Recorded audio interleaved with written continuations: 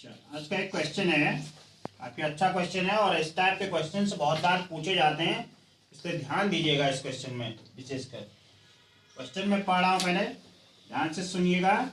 एक व्यक्ति ए से बी की दूरी 6 किलोमीटर पर आवर, 6 किलोमीटर प्रति घंटा, ठीक है, या आवर की चाल से तय करता है तथा साइकिल पर 12 किलोमीटर प्रति घंटा आवर की चाल से वापस वहीं पर आता है, उसकी औसत चाल है। समझ में आया? क्या कहा? एक आदमी है, कह रहा है वो ए से बी की दूरी तक चलता है, कोई ए पॉइंट है वहां से बी तक चलता है, ठीक है। ये man walk A to B distance, दूरी क्या हो गया? Distance in 6 kilometre per hour, speed, इसकी स्पीड होगी, तथा साइकिल पर 12 किलोमीटर एंड बाय बाईसाइकिल ही केम, वापिस आ रहा है ना, ठीक है, came 12 kilometre per hour speed, 12 kilometre की स्पीड पर आ रहा है। हिज एवरेज स्पीड, उसकी एवरेज स्पीड हमें लेनी है, अब एवरेज चाल, औसत चाल जो है। तो हम जानते हैं औसत इक्वल टू क्या होता है? संख्याओं का योग अपॉन संख्याओं की संख्या, टोटल और नंबर्स, नंबर्स का योग हो गया, ठीक है, नंबर्स और नंबर अपॉन क्या हो गया? नंबर्स और नंबर, संख्याओं की संख्या। अब माना दूरी जो है हमारे पास, क्या मान ले ली हमने? डी ले ली। अब ए से बी तक लाने वाला समय, जाने में लगा समय, ठीक है, ए से बी तक जो उसके जाने में समय लग रहा है वो कितना हो जाएगा? हमने जो डिस्टेंस मानी है वो क्या मानी है? डी मानी है, और उसका जो समय है वो क्या है? 6 है। अब जब समय की बात आती है तो समय में हम क्या करेंगे? डी अपॉन 6, वही तो उसका एक समय हो जाएगा ना, कि इस चाल में वो चला। समझ में आ रहा है? फिर ऐसी ए से बी तक आने में, अब जो वापस आ रहा है, वापस आने के लिए उसकी चाल क्या दे दी उसने?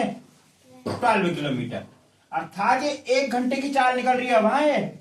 ध्यान से रखिएगा, अगर हम कहते हैं भाई प्रियांशु जो है यहां से झड़गांव तक चले 12 किलोमीटर, समझ में आ रहा है, और 12 किलोमीटर जो है वो कब चले? 6 घंटे में चले, तो what is the average speed of Priyanshu? Priyanshu की एवरेज चाल कितनी है? तो क्या हो जाएगा उस कंडीशन में? 12/6 इक्वल टू 2, अर्थात जो हमारे पास दूरी थी, दूरी को क्या किया हमने? समय से डिवाइड किया, तो 2 किलोमीटर पर आवर, अर्थात प्रियांशु क्या है? 1 घंटे में 2 किलोमीटर चल रहा है, ठीक। तो ऐसे जब वापस हो रहा है तो क्या हो रहा है? डी अपॉन 12 हो गया। अब हम इसके बाद यहां जाते हैं औसत चाल की ओर। औसत चाल में क्या हो जाएगा? जो हमारे पास दूरी थी, दूरी तो डी थी, अब एक बार 12 गया तो फिर दोबारा वापस भी तो 12 आएगा वो, तो अर्थात उसकी जो पूरी दूरी हो जाएगी प्रियांशु की कितनी हो जाएगी? 24 हो जाएगी। मीनिंग ये हुआ डी प्लस डी, यहां पर क्या जाएगा? डी प्लस डी अपॉन समय, चाल इक्वल टू क्या गया? दूरी अपॉन समय। तो जो हमारे पास समय था क्या था? डी अपॉन 6 था, और वापस में डी अपॉन 12 था। अब हमारे पास जो है 6 और 12 जब यहां पर रहा, डी और डी तो इसको ऐड कर देते हो, 2D लिख जाए सीधे सीधे। समझ में आ रहा है? अब ये जो हमारे पास 6 और 12 है, ये वाला है, ये 2D कौन सा है? ये वाला डी, और ये डी जोड़ करके 2D आया हमारे पास, और D upon 6 plus D upon 12 हम लेके चल रहे हैं। तो यहां पर क्या है? 6 और 12 का एलसीएम क्या हो गया हमारे पास? 12 हो गया। 6 2 जा 12, 2 इंटू डी 2D, 12 1 जा 12, 1 इंटू डी कितना हो गया? 1D, 2D plus 1D 3D, 3D upon क्या हो गया?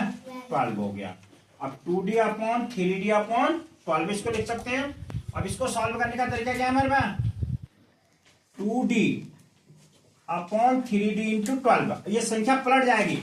यहां पर क्या है कि 2d अपॉन 3d, अर्थात ये जो ऊपर का 2d है, ये वाला d प्लस डी, इसको डिवाइड करना है इससे, d प्लस 6 और d अपॉन 12 से। अब इस सबको सॉल्व करके कितना है हमारा, 3d अपॉन 12 आया है।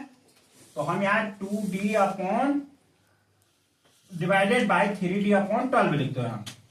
समझ में आ गया। जब इसको हम सॉल्व करते हैं तो 2d इंटू, अब ये संख्या पलटेगी ना यहाँ, 2d और ये इंटू का साइन लगा दो, 12 ऊपर आ जाएगा, 3d यहाँ आ जाएगा। अब d से d को कट कर दो। समझ में आ रहा है।